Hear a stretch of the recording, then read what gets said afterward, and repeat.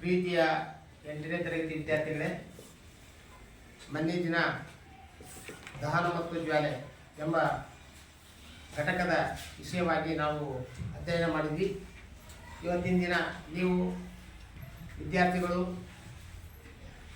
ನಿಮಗೆ ತೋಚಿದ ದಹನ ಮತ್ತು ಜ್ವಾಲೆ ಪಾಠದ ವಿಚಾರವಾಗಿ ಸೆಮಿನಾರ್ ಮೂಲಕ ನಿಮಗೆ ಏನು ತಿಳಿದಿದೋ ಕೆಲವು ವಿಚಾರಗಳನ್ನು ನಿಮ್ಮ ಸ್ನೇಹಿತರೊಂದಿಗೆ ಹಂಚಿಕೊಳ್ಬೇಕಾಗಿ ತಮ್ಮಲ್ಲಿ ಕೋರಿಕೆ. ಮೊದಲನೇದಾಗಿ ನಮ್ಮ ಶಾಲೆಯ ವಿದ್ಯಾರ್ಥಿ ಮುರುಕಪ್ಪ ಉಪ್ಪಾರ್ ಇವರು ಒಂದು ದಹನ ಮತ್ತು ಜ್ವಾಲೆ ಬಗ್ಗೆ ಒಂದೆರಡು ಮಾತನ್ನು ಹೇಳಬೇಕಾಗಿ ತಮ್ಮಲ್ಲಿ ವಿನಂತಿ.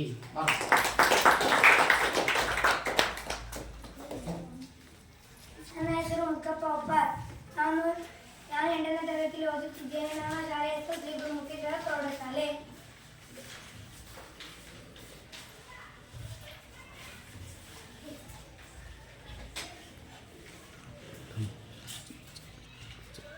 చాకిస్తాము.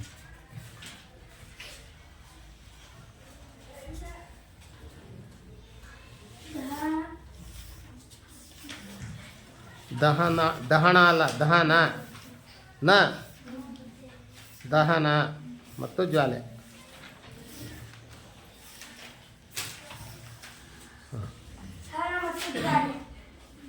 ಹಾಗಾದರೆ ಜ್ವಾಲೆ, ನನಗೆ ಬಂದ ವಿಷಯ ಜ್ವಾಲೆ. ಜ್ವಾಲೆ ಹೇಗೆ ಉಂಟಾಯಿತು?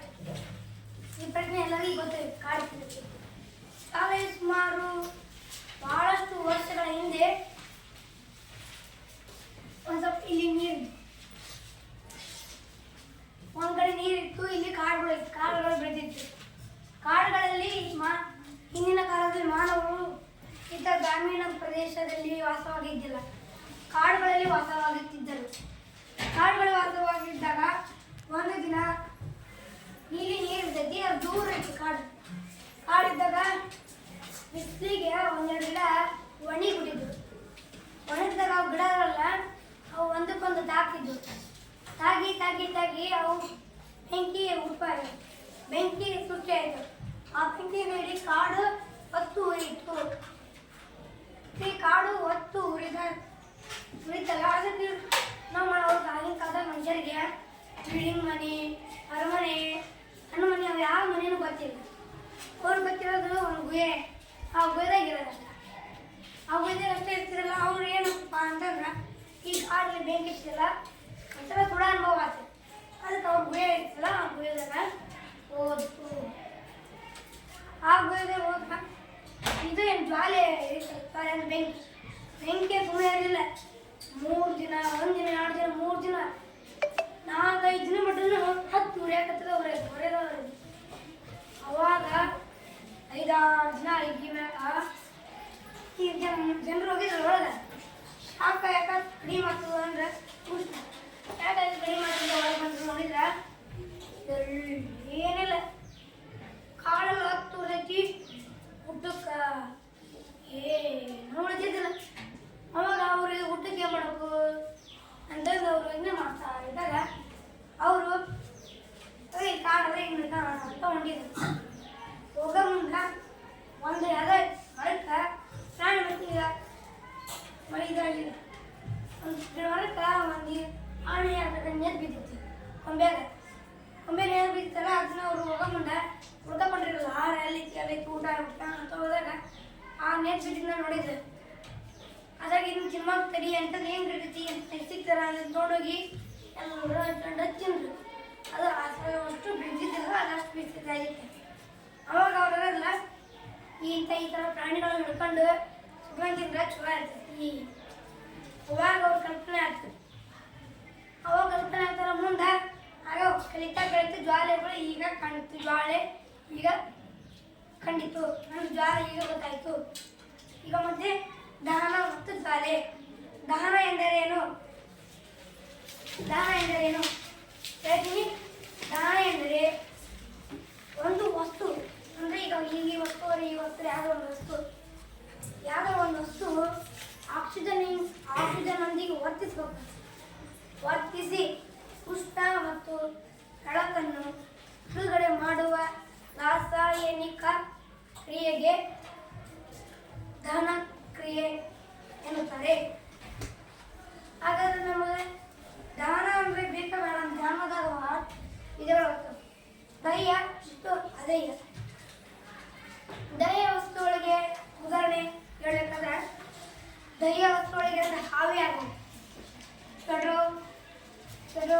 ಡೀಸೆಲ್, ನೆನಪಿದೆ, ಸಿಮೆಂಟ್, ಇನ್ನೂ ಹಲವು ಇತ್ಯಾದಿಗಳು. ಈ ಪೆಟ್ರೋಲ್ ಮತ್ತು ಡೀಸೆಲ್ಗಳೆಲ್ಲವೂ ಅವೇ. ಈಗ ನಾನೊಂದು ಇದನ್ನ ಹೇಳ್ತೀನಿ ನೋಡಿ.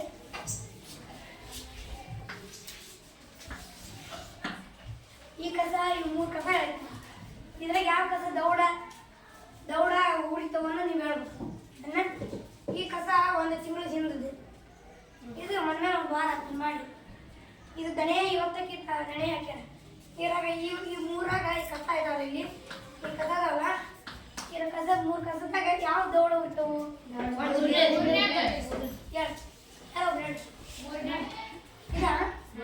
ಯಾಕೆ ಉಳಿತವು ಹೇಳಿ?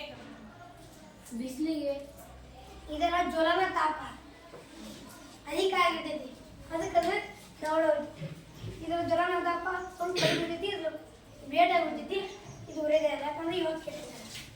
ಇದು ಜ್ವಲನ ತಾಪ ಅಧಿಕ ಆಗಿದ್ರೆ ಇದು ಉಳಿತೈತೆ. ಆದರೆ ಇದು ಜ್ವಲನ ತಾಪ ಏನಾಗಿದೆ? ಕಡಿಮೆ ಆಗಿದೆ.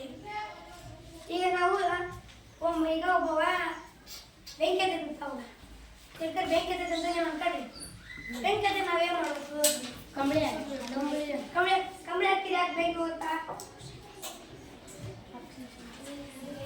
ಹೇಳ್ತೀನಿ ಕೇಳ. ಕಂಬಳಿ ಹಾಕಿ ಬೆಂಕಿ ಹಾಕ್ಬೋದಂದ್ರ ಕಂಬಳಿ ಹಾಕಿದ್ರೆ ಆಕ್ಸಿಜನ್, ಈಗ ಗೊತ್ತಿಲ್ಲ, ಆಕ್ಸಿಜನ್ ವರ್ತಿಸ್ಬೇಕು ಅಂದಷ್ಟ ಉಷ್ಣ ಬಿಡುಗಡೆ ಆಗುತ್ತೆ. ಕಂಬಳಿ ಹಾಕಿದ್ರೆ ಉಷ್ಣ ಆಕ್ಸಿಜನ್ ಕಡಿಮೆ ಆಗ್ಬಿಡ್ತೈತಿ. ಕಡಿಮೆ ಆದರೆ ಜ್ವರ ಏನಾಗುತ್ತಾ? ಕಡಿಮೆ ಆಗುತ್ತಾ? ಕಾಲ ಕಡಿಮೆ ಆದರೆ ಅವಾಗ ಏನಾಗುತ್ತೆ ಮನುಷ್ಯ? ಅದು ನೀರು ಉಗ್ಬೋದು, ಎಲ್ಲ ಇರುತ್ತೆ. ಕೆಲವು ಹಾಸ್ಪಿಟ್ಲು, ದವಾಖಾನೆ, ದೊಡ್ಡ ಕಂಪನಿಗಳಲ್ಲಿ ಒಂದೊಂದು ಇವು ಇರ್ತಾವೆ ಅಗ್ನಿಶಾಮಕರು ಸಿಲಿಂಡರ್ಗಳು. ಆ ಸಿಲಿಂಡರ್ನ ತೊಗೊಂಡು ಹೊಡೆದ್ರೆ ಹೋಗುತ್ತೆ. ಈ ಶಾಲೆ ಹಿಡ್ಕರಿ ಅಲ್ಲಾಗ ಎಲ್ಲ ಕಿಟಕಿಗಳನ್ನು ಮುಚ್ಚಿಡ್ತೀವಿ. ಕಾರ್ಬನ್ ಡೈಆಕ್ಸೈಡ್ ಇರ್ತೈತಿ. ಅವಾಗ ಏನಕ್ಕೆ ನಾವು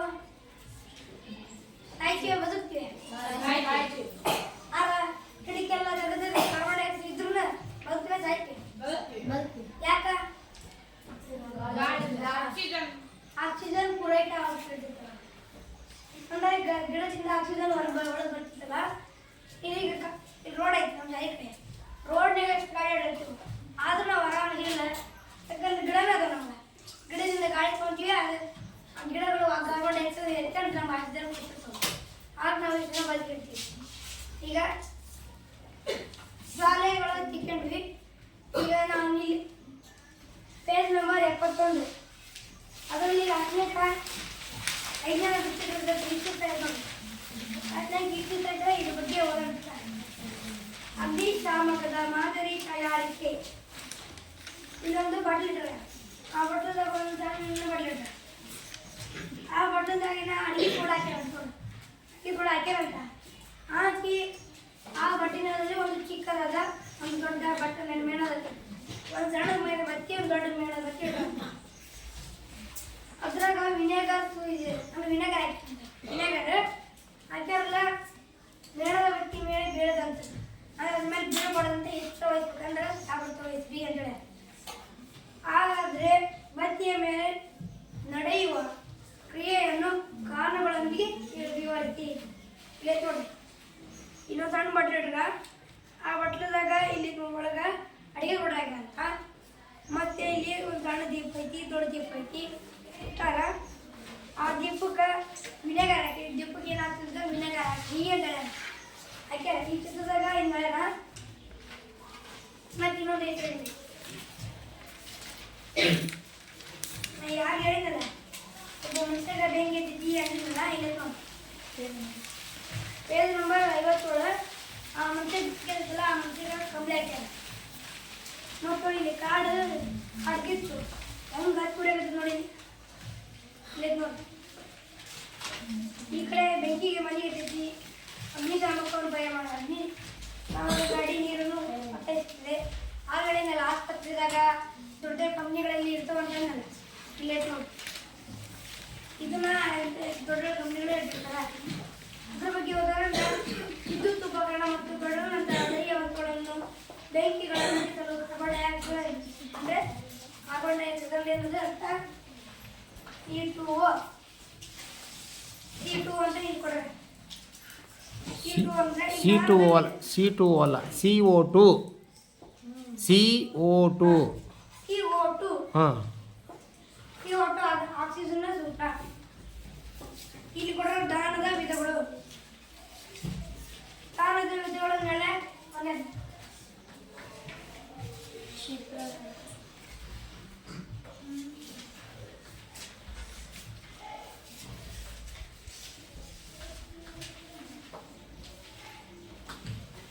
ಎರಡನೇದು ಸ್ವಯಂ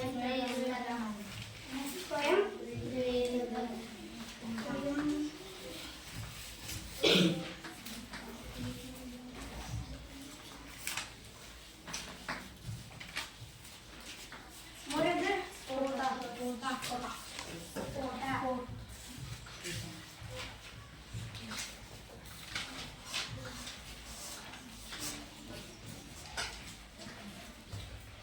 ಈ ದಹನದ ಮೂರು ವಿಧಗಳು. ಈ ಕೊಟ್ಟರೆ ನೋಡು, ಕ್ಷಿಪ್ರ ದಹನ ಎಂದರೇನು? ಅಡುಗೆ ಅನಿಲ ವೇಗವಾಗಿ ಉರಿದು ಉಷ್ಣ ಮತ್ತು ಬೆಳಕನ್ನು ಉತ್ಪತ್ತಿ ಮಾಡುವುದು ಕ್ಷಿಪ್ರ ದಹನ ಎನ್ನುತ್ತಾರೆ. ಈಗ ಅಡಿಗೆ ಅನಿಲ ಶೀಘ್ರದಲ್ಲಿ ವಾಸಿ ಶೀಘ್ರದಲ್ಲಿ ಉಷ್ಣ ಮತ್ತು ಬೆಳಕನ್ನು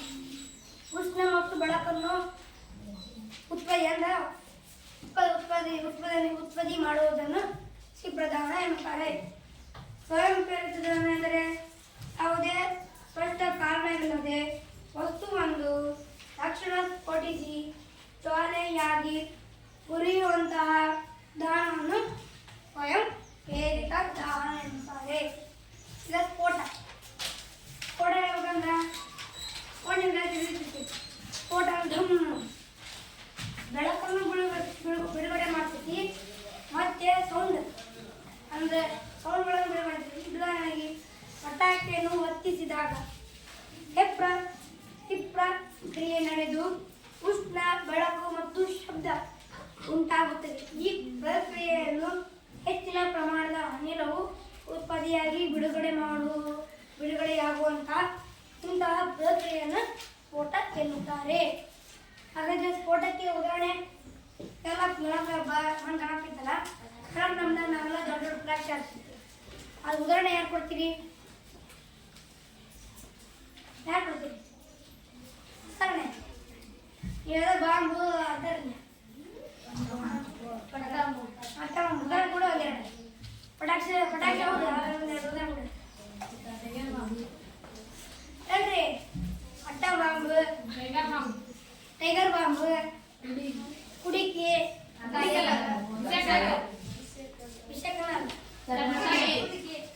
ಸೌಂಡ್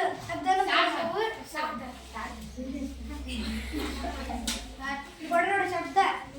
ಶಬ್ದನೂ ಕೊಡ್ಬೇಕು, ಬೆಳಕನ್ನು ಕೊಡ್ಬೇಕು. ಅಂದ್ರೆ ಬಿಸಿ ಇರ್ಬೇಕು, ಬೆಳಕಾಗಿರ್ಬೇಕು, ಶಬ್ದ ಅಂದ್ರೆ ಶಬ್ದ ಇದೆಯಾ ಒಂದು ಬೆಳಕು ಬಂದಿದ್ದಿಲ್ಲ, ಅದು ಮುಟ್ರಿ ಕೈ ಸುತ್ತಿಲ್ಲ. ಇವು ಮೂರು ಸ್ಫೋಟಕ್ಕೆ ಉದಾಹರಣೆ ಆಗಿವೆ. ನೆಕ್ಸ್ಟ್ ಇಲ್ಲಿ ನೋಡ್ರಿ, ಇದೇ ಹೇಳಿದ್ನಿ. ಜೀಪ್ ಗಾಡಿ ನೋಡ್ರಿ, ಪೇಜ್ ನಂಬರ್ 65. ಇದೊಂದು ದೀಪಕ್ ಮಾಡಕತ್ತೈತಲ್ಲ, ಇವಾಗ ಹಂಗ ಅನ್ಕೊಳ್ಳಿ, ಇದೊಂದು ದೀಪ ಐತಿ, ಆ ದೀಪಕ್ಕೆ ಹಚ್ಚಿ ನಾನು ಅನ್ಕೊಂಡು ದೀಪದಾಗ 3 ಕಲರ್ ಕಾಣ್ತಾವ ನೋಡಿದ್ವಿ. 3 ಕಲರ್ ಕಾಣ್ತಾವಿಲ್ಲ. ಒಂದೇ ಸಂಪೂರ್ಣ ಕ್ರಿಯೆ ಹೊರಗೆ ವಲಯ ನೀಲಿ. ನೀಲಿ ಯಾಕೈತಂದ್ರೆ ಉದಾಹರಣೆ LPG ಗ್ಯಾಸ್, ಅದ್ರಾಗ ಬರೀ ಆನ್ ಮಾಡಿದಾಗ ನೀಲಿ ಕಾಣ್ತೈತಿ. ಅಂದ್ರೆ ಸಂಪೂರ್ಣ ದಹನ ಕ್ರಿಯೆಗೆ ಒಳಗಾಗಿದೆ. ಅದು LPG ಗ್ಯಾಸ್ಗೆ ಉದಾಹರಣೆ ಆಗಿದೆ. LPG ಗ್ಯಾಸ್ ಈಗ ಪಾರ್ಶ್ವ ದಹನ ಕ್ರಿಯೆಗೆ ಮಧ್ಯ ವಲಯ, ಈ ನಡುವೆ ಮಧ್ಯ ವಲಯ. ಇದು ಹಳದಿ, ಯಾವ ರೀತಿ ಹಳದಿ. ಉಳಿದ ಮೇಣದ ಆವಿಯ ಹಂತದ ಒಳಭಾಗ ವಲಯ ಕಪ್ಪು ಉಳಿಯಕತ್ತದೆ ನೋಡಿ. ಇದು ಕಪ್ಪು ಐತಿ. ಆದರೆ ಮೇಣ ಬೇಕಂತ ಹೇಳ್ತಾ ಇದ್ದೀವಿ, ಒಂದು ಮೇಣ ಬರ್ತೈತೆ ಅಂತ ಹೇಳ್ತಾ ಇದ್ದೀವಿ.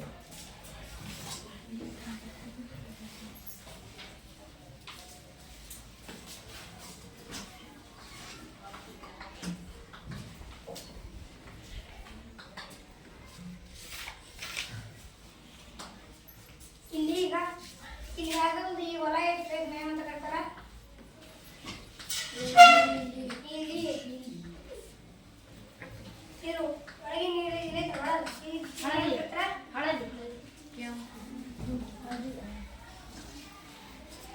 ಒಂದು ಐತೆ ನೋಡಿ ಎಂತಕ್ಕ ಸಾಯಮ್ಮ ಐತಲ್ಲ ಇನ್ನೇನು ಕಪ್ಪು ನೀವು ಮೇಡ ಬತ್ತಿಯಾಗಿದೆ ಈಗ ಇಲ್ಲಿ ಅಕ್ಕ ಸಾಲಿಕರು ಏನೋ ಮಾಡಕತ್ತ ನೋಡಿ ಅವರು ಬಂಗಾರ ಬೆಳ್ಳಿ ರವಿದರು ಜ್ವಾಲೆಯ ಅಂತ್ಯದ ಹೊರಗಿನ ವಲಯವನ್ನು ಲೋಹದ ಊದುಕೊಳೆಯ ಮೂಲಕ ಊದುತ್ತಾರೆ. ಈಗ ನಾವು ಕ್ಯಾಲರಿ ಮೌಲ್ಯವನ್ನು ನೋಡೋಣ. ಯಾವ ಜಾಸ್ತಿ ಕ್ಯಾಲರಿ ಮೌಲ್ಯ ಐತಿ ಇಲ್ಲಿ ಕೊಟ್ಟರು ನೋಡಲಿ ಲಾಸ್ಬೇಕ ಜಲಜನಕ ಯಾವ್ದೈತಿ ಜಲಜನಕ.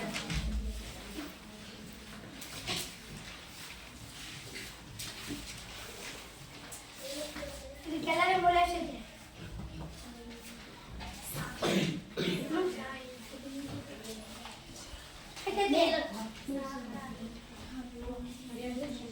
ಒಂದು 1,50,000 ಕ್ಯಾಲರಿ ಮೌಲ್ಯ ನೋಡಿ.